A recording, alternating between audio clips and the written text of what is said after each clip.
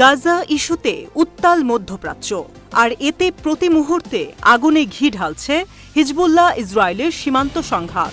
সাম্প্রতিক সময় বিশ্বব্যাপী আলোচনার হট টপিকে পরিণত হয়েছে লেবানন ইসরায়েলের সর্বাত্মক যুদ্ধের সম্ভাবনা। এর মধ্যেই শুক্রবার ইসরায়েলি সেনাবাহিনী জানিয়েছে তারা লেবানন থেকে উত্তর ইসরায়েলের দিকে ছোঁড়া ৩টি বিস্ফোরক বোঝাই ড্রোন এবং রকেট শনাক্ত করেছে। এক বিবৃতিতে তারা দাবি করেছে যে লেবানন সীমান্ত থেকে উড়ে আসা ইন্টারসেপ্টর মিসাইলগুলোকে ধ্বংস করা হয়েছে। বিবৃতিতে আরও বলা হয়েছে ২৫টি রকেট পশ্চিম গ্যালিল অঞ্চলের দিকে এবং কিরিয়াত শামোনা বসতিতে নিক্ষেপ করা হয়েছিল, তবে তার বেশিরভাগই আটকানো হয়েছে।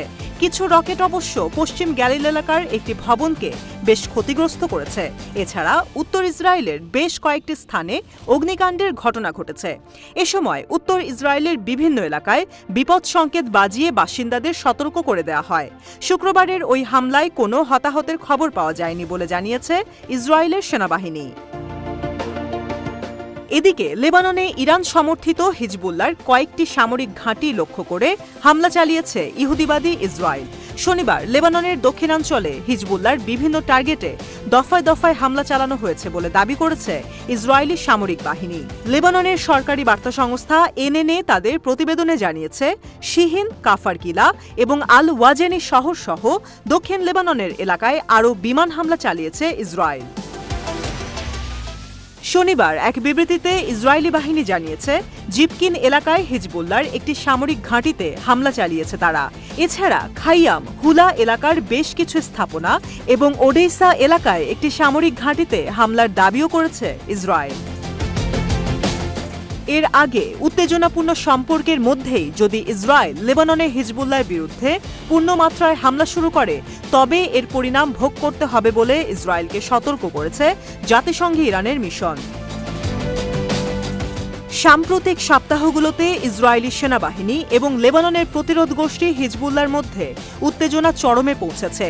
লেবাননে সর্বাত্মক যুদ্ধ করার জন্য তেল আবিবের সাম্প্রতিক অপারেশনাল পরিকল্পনা অনুমোদন বিশ্বব্যাপী উদ্বেগের সৃষ্টি করেছে।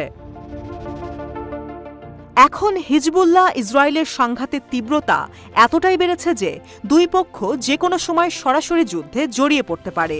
বিশেষজ্ঞরা বলছে হিজবুল্লাহ ও ইসরায়েল খুব বিপজ্জনক পরিস্থিতির কাছাকাছি চলে এসেছে।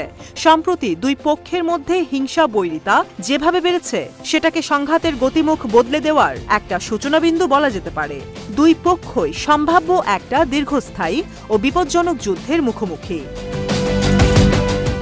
চলতি মাসে হিজবুল্লাহর উচ্চপদস্থ ফিল্ড কমান্ডারদের একজন আবু তালেবকে হত্যা করে ইসরায়েল। এ ঘটনায় হিজবুল্লাহ প্রতিশোধমূলক হামলা চালালেও এখন পর্যন্ত নিজেদের সংযত রেখেছে বলে মনে হয়। অন্যদিকে ইসরায়েলও তাদের দিক থেকে এখনও রেড লাইন অতিক্রম না করার ব্যাপারে সতর্ক রয়েছে। এরপরও দুই পক্ষের মধ্যে বাড়তে থাকা উত্তেজনাটি বিশ্বব্যাপী ক্রমবর্ধমান উদ্বেগের কারণ হয়ে দাঁড়িয়েছে।